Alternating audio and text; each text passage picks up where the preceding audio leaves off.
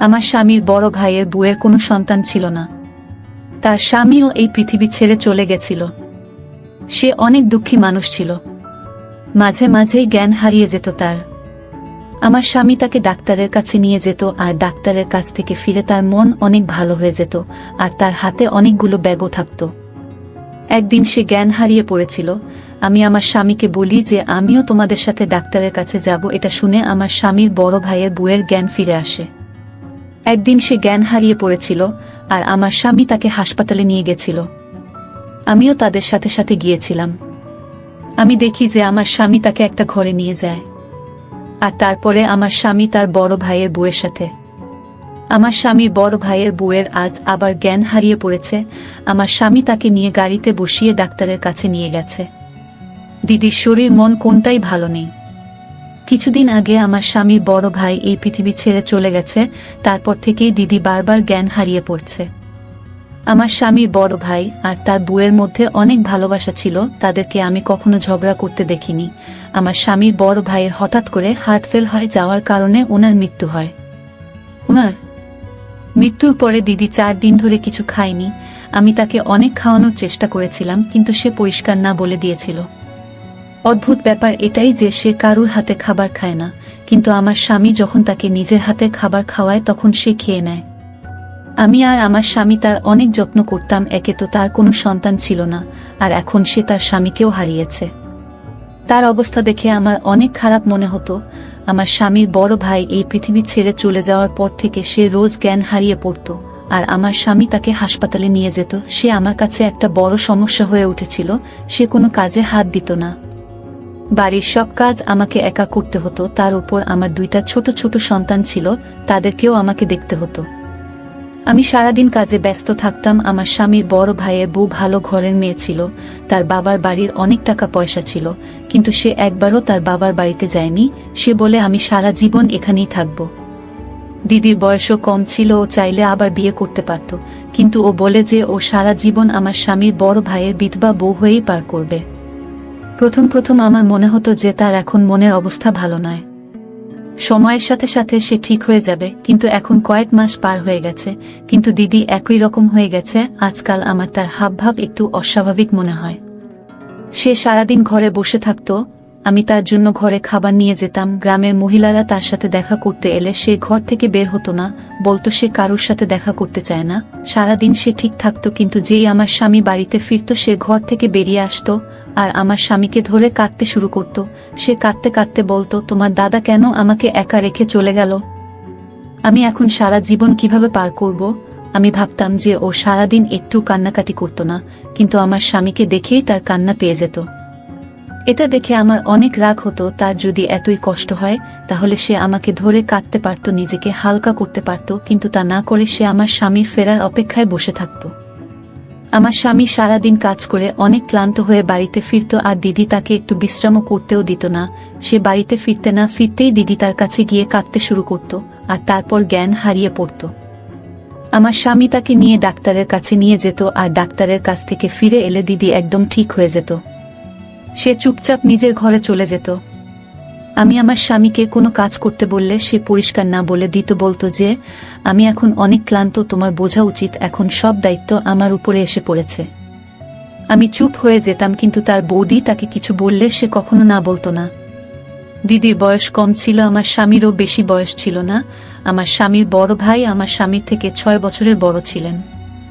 আমার স্বামীর বড় ভাই বিয়ের পরে আমার শাশুড়ি মা এই পৃথিবী ছেড়ে চলে যান, আর আমার শ্বশুরমশাই আগেই এই পৃথিবী ছেড়ে চলে গিয়েছিলেন। বাড়িতে শুধু 2 ভাই থাকত। আমার স্বামীর বড় ভাইয়ের বউ আমাকে পছন্দ করে বাড়িতে এনেছিল। আমার স্বামীর বড় ভাইয়ের বউ অনেক সুন্দর দেখতে ছিল। আমার স্বামী অনেক হ্যান্ডসাম ছিল। আমি দেখতে সাধারণ ছিলাম। আমার স্বামীর বড় ভাইও সাধারণ দেখতে ছিলেন, কিন্তু অনেক নম্র ভদ্র স্বভাবের ছিলেন। এমনটা কখনো হয়নি যে আমার বড় দিদি তার কাছে কিছু চেয়েছে আর তিনি সেটা দেননি। আমার স্বামী আমার উপর সবসময় রেগে থাকত। বিয়ের প্রথম রাতেও আমার স্বামী আমার উপরে বিরক্ত হয়েছিল। সে কখনো আমার সাথে ভালোভাবে কথা বলতো না। আমার 2টা সন্তান ছিল, কিন্তু আমার বড় দিদির কোনো সন্তান ছিল না। তাও আমি কোনোদিন দেখিনি তাকে আমার সন্তানদেরকে আদর করতে। তার নিজের কোনো সন্তান নেই। সে আমার সন্তানদেরকে কোলে নিয়ে নিজের সন্তানের শখ মেটাতে পারত, কিন্তু সে সারাদিন নিজেকে নিয়েই ব্যস্ত থাকত। বাড়ির সব কাজকর্মের দায়িত্ব সে আমার উপর ছেড়ে দিয়েছিল। নিজে কখনো জিমে গিয়ে নিজের শরীরটা বাড়াতো, আবার কখনো পার্লারে গিয়ে নিজেকে আরো সুন্দর করে তোলার চেষ্টা করত। আমার স্বামী আমার থেকে দূরে দূরে থাকত। আমি রাতেই সাজার সময় পেতাম, কারণ আমার বড় দিদি সারাদিন আমাকে রান্নাঘরে ব্যস্ত রাখত। কিন্তু আরহান বলতো, রাতে সেজে কি লাভ? আমি যখন বাড়িতে আসি তখন তুমি ঘেমে ঘুমের মধ্যে থাকো। তুমি এমন ভাবে থাকো যে তোমার দিকে তাকাতে ইচ্ছে করে না। আমি বাড়ি ফেরার আগেই তুমি সব কাজ সেরে তৈরি হয়ে থাকবে। বৌদিকে দেখো কেমন, দাদা বাড়ি ফেরার আগেই সেজে তৈরি হয়ে থাকে, তাকে দেখতে কত ভালো দেখায়। আমি মাঝে মাঝে আরহানের ব্যবহার ঠিক বুঝতে পারতাম না। সমস্যা এটাই যে আমি অনেক সরল আর নরম স্বভাবের মেয়ে ছিলাম। আমি বেশি চালাকি করতে পারতাম না। বিয়ের প্রথম রাতে আমার স্বামী আমাকে বলেছিল যে আমি যেন আমার বড় দিদির কোনো কথা অমান্য না করি, তাই আজও আমি কখনো তার কথা অমান্য করিনি। তার সাথে কোনোদিন ঝগড়া করিনি। আমার শরীরের রং সাদা ছিল, কিন্তু আমার সময় হতো না আরহানের বাড়ি ফেরার আগে সেজে তৈরি হবার। একদিন আমি চেষ্টা করেছিলাম রান্নাঘরের সব কাজ তাড়াতাড়ি সেরে তৈরি হতে, কিন্তু যেই আমি ঘরে যাচ্ছিলাম অমনি আমার বড় দিদি সেজে তার ঘর থেকে বেরিয়ে আসে। এসে বলে, সিজা তুমি তো আরহানের জন্য স্যালাড বানাওনি। তুমি জানো না ও স্যালাড কত ভালোবাসে? কি রকম বো তুমি? তোমার স্বামীর পছন্দ অপছন্দের ব্যাপারে তুমি কিছুই জানো না। আমাকে দেখো, জামালের সাথে সাথে আমি আরহানেরও পছন্দের খেয়াল রাখি। আমি রান্নাঘরে গিয়ে স্যালাড বানাতে শুরু করি। যখন আরহান বাড়িতে আসে তখন দিদি গিয়ে হাসতে হাসতে দরজা খুলে তাকে সালাম করে। আরহানও হেসে সালাম করে আর বলে, বৌদি আজ তোমাকে অনেক সুন্দর দেখাচ্ছে। তুমি তোমার বোনকেও একটু সাজা শিখিয়ে দিও তো। যখনই আমি বাড়িতে ফিরে আসি তখনই সে রান্নাঘরে ব্যস্ত থাকে। তার কাছে গেলেই আদা রসুন আর হলুদের গন্ধ আমার নাকে পায়, আর আমার মনটাই খারাপ হয়ে যায়। দিদি ফিক ফিক করে হাসতে শুরু করে আর বলে, আরহান তোমার বউ অনেক সুন্দর। সারাদিনেও তার বাড়ির কাজ শেষ হয় না। আমাকে দেখো, তোমার দাদার ফেরার আগেই সব কাজ সেরে কেমন তৈরি হয়ে যায়। কিন্তু দিদি এই হাসি খুশি চেহারা শুধু আরহানকেই দেখাতো। যখন আমার স্বামীর বড় ভাই বাড়িতে ফিরত তখন দিদি আরহানের সাথে গল্প করতে ব্যস্ত থাকত। বাইরে কলিং বেল বাজলে দিদি আমাকে বলতো, সিজা যাও, দরজাটা খুলে দাও, তোমার দাদা এসেছে। আমি স্যালাড আর রুটি বানিয়ে রান্নাঘর থেকে বেরিয়ে দরজাটা খুলতাম আর আমার স্বামীর বড় ভাইকে সালাম করতাম। তারপরে আমি নিজের ঘরে চলে যেতাম। যখন গোসল শেষ করে তাড়াতাড়ি নিচে আসতাম তার আগেই দিদি সবাইকে খাবার দিত। মাঝে মাঝে এমনও হতো যে দিদি আর আরহান খেয়ে নিত। আমার স্বামীর বড় ভাই কাজ থেকে ফিরে ফ্রেশ হয়ে যখন খেতে আসতো তখন ওরা দুইজনে বসে টিভি দেখত আর দাদার খাবারটা টেবিলে ঢাকা দিয়ে রাখা থাকত। দাদা এইসব ব্যাপারে কিছু মনে করত না। দাদা চুপচাপ বসে খেয়ে নিত। আমি যখন খাবার পরে ফ্রি হতাম তখন দিদি বলতো, এইবার তুমি রান্নাঘরটা সামলাও, আমি অনেক ক্লান্ত হয়ে গেছি। আমি সব বাসনপত্র তুলে সেগুলোকে পরিষ্কার করতে যেতাম আর ভাবতাম যে এর আগেও তো আমি রান্নাঘর সামলেছি, সব রান্নাবান্না আমি করেছি, দিদি তো কিছুই করেনি। সে সারাদিন রূপচর্চায় ব্যস্ত থাকত। বিয়ের 4 মাস পরে আমি মা হতে চলেছিলাম। তখন আরহানও আমার সাথে ভালো ব্যবহার করতে শুরু করেছিল। আমার যখন একটা ছেলে হয় তখন আরহানের সাথে সাথে আমার স্বামীর বড় ভাইও অনেক খুশি হয়েছিলেন। আমার স্বামী সন্তানের অনেক শখ ছিল। তিনি রোজ কাজ থেকে ফিরে আমার ছেলেকে আদর করতেন, কিন্তু আমার বড় দিদি ঠিক তার উল্টো ছিল। সে কোনোদিন আমার ছেলেকে নেয়নি। সে মুখেই বলতো যে সে সন্তান চায়, কিন্তু তার ভিতরে আমি কখনো মায়ের মমতা দেখতে পাইনি। আমার বড় ছেলের যখন 4 মাস বয়স ছিল তখন আমি আবার মা হতে চলি। আমি ভেবেছিলাম আমার শরীরের অবস্থা দেখে আমার বড় দিদির আমার উপরে দয়া হবে, কিন্তু তার কোনো লক্ষণ দেখলাম না। এত ছোট সন্তানকে ছেড়ে আমাকে রান্নাঘরের সব কাজ একা হাতে করতে হতো। আমি যখন আরহানকে বলতে যাই যে দিদি একদম আমাকে সাহায্য করে না, তখন সে অনেক রেগে যায় আর বলে, তুমি এখন নালিশ করা শুরু করে দাও, যাতে আমাদের সংসার নষ্ট হতে থাকে। বৌদিও তো এই বাড়িতে থাকে, সে কখনো তোমার নামে নালিশ করেছে? করেনি, কারণ সে ঘর গড়তে জানে, তোমার মতন ঘর নষ্ট করে না। খবরদার, যদি তুমি আর কোনোদিন বৌদির নামে নালিশ করেছ তাহলে আমার থেকে খারাপ আর কেউ হবে না। একটু বেশি কাজ করতে বলা হয়েছে বলে তুমি আমার মাথায় চড়ে বসেছ। আরহান আমার কোনো কথাই বুঝতে চায় না। আমি ভাবি দিদি সারাদিন করে টাকি। রান্নাবান্না করার সব দায়িত্ব সে আমার উপরে ছেড়ে দিয়েছে। পোশাক পরিষ্কার করা আর ঘর পরিষ্কার করার কাজটা সে করত। তাছাড়া আর কি কাজ ছিল তার? আর কোনো কাজ বাকিও ছিল না। দুইটা ছোট সন্তান নিয়ে রান্নাবান্না করতে আমার অনেক সমস্যা হতো। মাঝে মাঝে এমন হতো যে সন্তান আর বাড়ির সব কাজ সামলাতে গিয়ে আমি আরহানকে একদম সময় দিতে পারতাম না। সারাদিন কাজ করে আমি অনেক ক্লান্ত থাকতাম। রাতে বিছানায় শুয়েই আমি ঘুমিয়ে পড়তাম। আরহান আমাকে এই ব্যাপারে আর কিছু বলতো না। সে বলা ছেড়ে দিয়েছিল। আমি ভেবেছিলাম যে সে হয়তো আমার অবস্থাটা বুঝতে পারছে, কিন্তু আসলে ব্যাপারটা একেবারেই তা নয়। 4 মাস আগের কথা। তখন আমার স্বামীর বড় ভাই অনেক চুপচাপ হয়ে গেছিল। তিনি অনেক বেশি গোলডিপ খাচ্ছিলেন। তিনি আগেও গোলডিপ খেতেন, কিন্তু মাঝে মাঝে। এখন আমি ওনাকে সব সময় গোলডিপ খেতে দেখি। আমার স্বামীর বড় ভাইয়ের বউ সেই একই রকম ছিল। সারাদিন নিজের শরীরের খেয়াল রাখত আর সাজ করত। সে অনেক উদাসীন ছিল, শুধু নিজেকেই ভালোবাসত। আমার ছেলেরা যমজ সন্তানের মতন ছিল। একজন অসুস্থ হলে আর একজন অসুস্থ হয়ে পড়ত। একজনের ক্ষুধা পেলে অন্যজনেরও ক্ষুধা পেয়ে যেত। রাতে প্রায়ই আমাকে তাদের জন্য খাবার বানাতে রান্নাঘরে যেতে হতো। আর তখন আমি দেখতাম যে আমার স্বামীর বড় ভাই বসে বসে গোলডিপ খাচ্ছেন। তিনি সারা রাত গোলডিপ খেয়ে পার করতেন আর নিজের চিন্তায় মন দিতেন। আমার রান্নাঘরে যাওয়া আসা কোনো কিছুই উনার চোখে পড়ত না। তিনি নিজের মনে কিছু একটা ভাবতে ব্যস্ত থাকতেন। আমি ঘরে গিয়ে দেখি আমার 2টা সন্তান কাঁদছে। আরহানের তাদের কান্নার আওয়াজে ঘুম ভেঙে গেছে আর সে অনেক রেগে গেছে। আমি তাদেরকে খাবার খাওয়াই আর তারা চুপ হয়ে যায়। আমি আরহানকে বলি, জামাল ভাই আজকাল অনেক চুপচাপ হয়ে গেছে, গোলডিপ অনেক বেশি খাচ্ছে, উনার কি কিছু হয়েছে? আরহান তখন ঘুমের ঘরে ছিল। সে বলে, অফিসের কোনো টেনশন হবে, ও ঠিক হয়ে যাবে। এই বলে ও পাশ ফিরে শুয়ে পড়ে। সেই কারণটা আমরা আর কেউ জানতে পারলাম না। তার আগেই জামাল ভাই এই পৃথিবী ছেড়ে চলে গেলেন। আর আজকাল আমার বড় দিদি একটা নতুন নাটক শুরু করেছে। যেই আরহান অফিস থেকে বাড়িতে ফিরত, সে ঘর থেকে বেরিয়ে তাকে ধরে কাঁদতে শুরু করত আর তারপরে জ্ঞান হারিয়ে পড়ত। আরহান তাকে ধরে ডাক্তারের কাছে নিয়ে যেত। একদিন আমি দেখি দিদি একটা ভালো স্যুট পরে সুন্দর করে মেকআপ করে ঘর থেকে বেরিয়ে এসে আরহানকে বলে, তোমার দাদা আমাকে এইভাবে দেখতে অনেক পছন্দ করত। সে বলতো আমি যেন সব সময় এইভাবে সেজে থাকি। আরহান বলে, তুমি এখনো এইভাবেই সাজবে? দাদা নেই তো কি হয়েছে, দাদা নিশ্চয়ই উপর থেকে তোমাকে দেখছে। তারপর থেকে সে রোজ সাজতে শুরু করে। সে আজকাল ঘন্টার পর ঘন্টা আরহানের সাথে বসে গল্প করে। আমি আর এইসব দেখতে পারছিলাম না। প্রত্যেক 2-3 দিন পর পরই সে জ্ঞান হারিয়ে পড়ার নাটক করে আর আরহানের সাথে ডাক্তারের কাছে যায়। একদিন আমি দেখি সে যখন ডাক্তারের কাছ থেকে ফেরে, তার হাতে শপিং ব্যাগ। আরহান বলে, বৌদির মন ভালো করার জন্য আমি তাকে শপিংয়ে নিয়ে গেছিলাম, যাতে তার মনে না হয় যে দাদা নেই, তাই তার শখ মেটানোর জন্য আর কেউ নেই। তারপর একদিন আমি যা দেখি সেটা দেখে আমার ধৈর্যের বাঁধ ভেঙে যায়। একদিন রাতে সন্তানের কান্নার আওয়াজে আমার ঘুম ভেঙে যায়। আমি দেখি আরহান ঘরে নেই। আমি যখন খাবার বানানোর জন্য রান্নাঘরে যাচ্ছিলাম, তখন আমি দিদির ঘর থেকে হাসির শব্দ শুনতে পাই। আমি আস্তে আস্তে দিদির ঘরের দিকে যাই।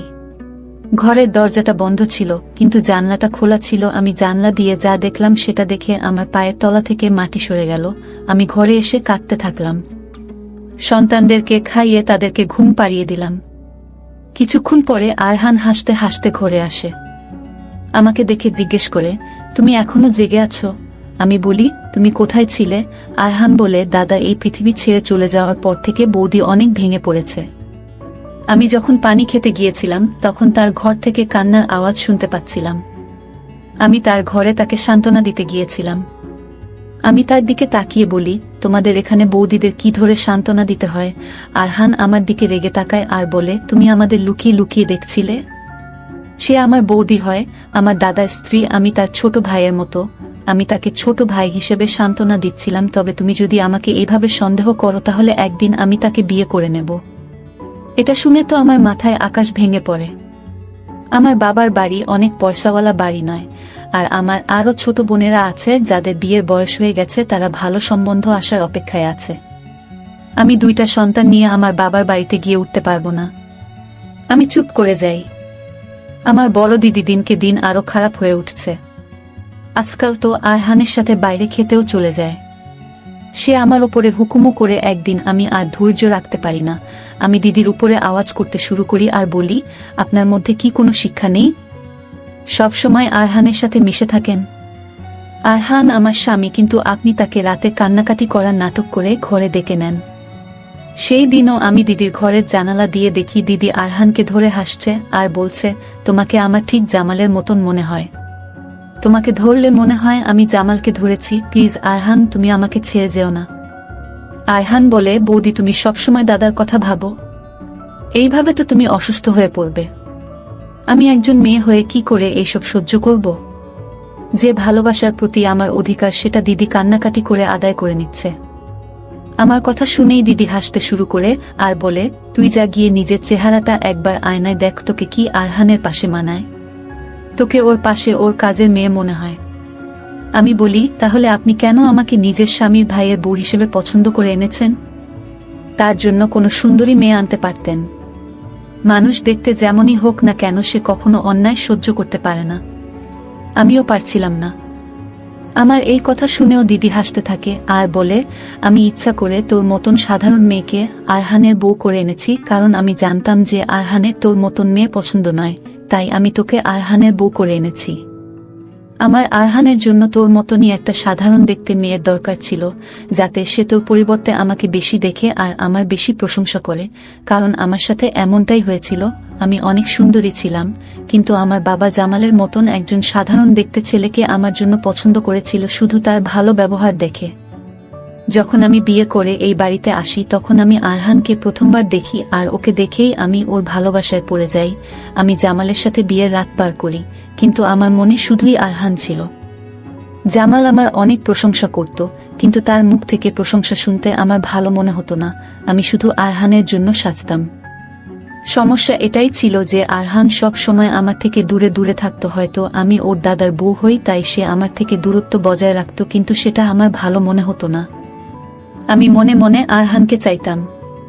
তখন আমার শাশুড়ি মা অনেক অসুস্থ ছিলেন, ওনার আমার সেবা যত্নের প্রয়োজন ছিল, কিন্তু আমার স্বামী বা শাশুড়ি কারোর প্রতি কোনো টান ছিল না। আমি শুধু একজন সুন্দর ছেলে খুঁজছিলাম, আর আরহান আমার মতে অনেক সুন্দর ছিল। জামাল সন্তানদের চেয়েছিল, কিন্তু আমার কাছে আমার শরীরটা বেশি দামি। আমি আমার শরীর এটা নষ্ট করতে চাইনি। এমনটা নয় যে আমি খারাপ বা জামালের মধ্যে কোনো সমস্যা ছিল। আমি ইচ্ছে করেই সন্তানের সমস্যা রাখিনি। আমি সন্তান চাইনি, আর এই অজুহাতে আমি জামালের থেকে দূরে থাকতে পারতাম আর আরহানের কাছে যাওয়ার চেষ্টা করতাম। আমার শাশুড়ি মা এই পৃথিবী ছেড়ে চলে যাওয়ার পরে আমি আরহানের সাথে কথা বলতে শুরু করি। জামালের এটাই মনে হয়েছিল যে আমি হয়তো তার ভাইয়ের খেয়াল রাখছি, ওকে ওর মায়ের অভাব বুঝতে দিচ্ছি না। আরহান যখন অফিস থেকে ফিরত তখন আমি সেজে ওর সামনে গিয়ে দাঁড়াতাম আর তাকে জিজ্ঞেস করতাম যে আমাকে কেমন মনে হচ্ছে, কারণ আমি চাইতাম যে ও আমার দিকে তাকাক আর আমার প্রশংসা করুক। ওর মুখ থেকে প্রশংসা শুনে আমার মন ভরে যেত। আরহানের বউ যদি আমার থেকে বেশি সুন্দরী হতো তাহলে আরহান তার প্রশংসা করতে ব্যস্ত হয়ে পড়ত। আমি সেটা কি করে সহ্য করতাম? বিয়ের প্রথম দিন আরহান আমাকে বলেছিল, বৌদি তুমি কেন এমন একটা মেয়েকে আমার জন্য পছন্দ করে আনলে?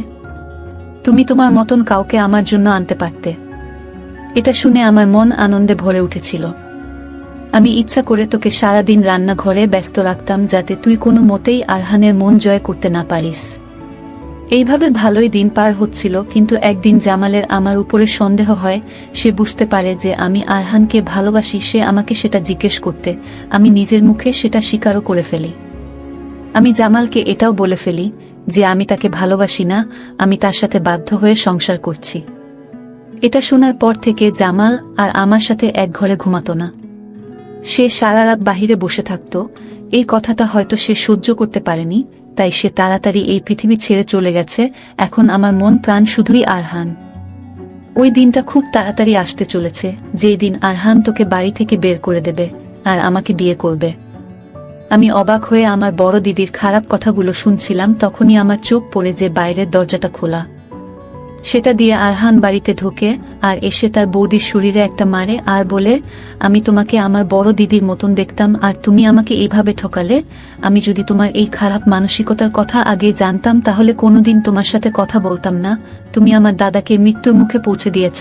তুমি এক্ষুনি এই বাড়ি থেকে বেরিয়ে যাও, না হলে আমি তোমাকে প্রাণে শেষ করে দিব। আরহানের রাগ দেখে মনে হচ্ছিল যে সে তার বৌদির সব কথা শুনে ফেলেছে। আমি সৃষ্টিকর্তাকে ধন্যবাদ জানালাম যে আরহান সবটা জেনে গেছে। আমার কথা তো সে কখনোই বিশ্বাস করত না। ভালো হয়েছে ও নিজের কানেই সবটা শুনেছে। দিদি বাড়ি থেকে বেরিয়ে যায়। আরহান আমার সামনে মাথা নিচু করে বলে, আমাকে তুমি ক্ষমা করে দাও। আমি তোমার সাথে অন্যায় করেছি। নিজের সৌন্দর্যের উপর গর্ব করা ভালো, কিন্তু জীবনে অনেক কিছু পছন্দ না হলেও সেটাকে মেনে নিতে হয়। সৃষ্টিকর্তা আমাদের জন্য যাকে বেঁচেছে তাকে আমাদের গ্রহণ করা উচিত। বন্ধুরা, আজকের ভিডিওটা এখানেই শেষ করলাম।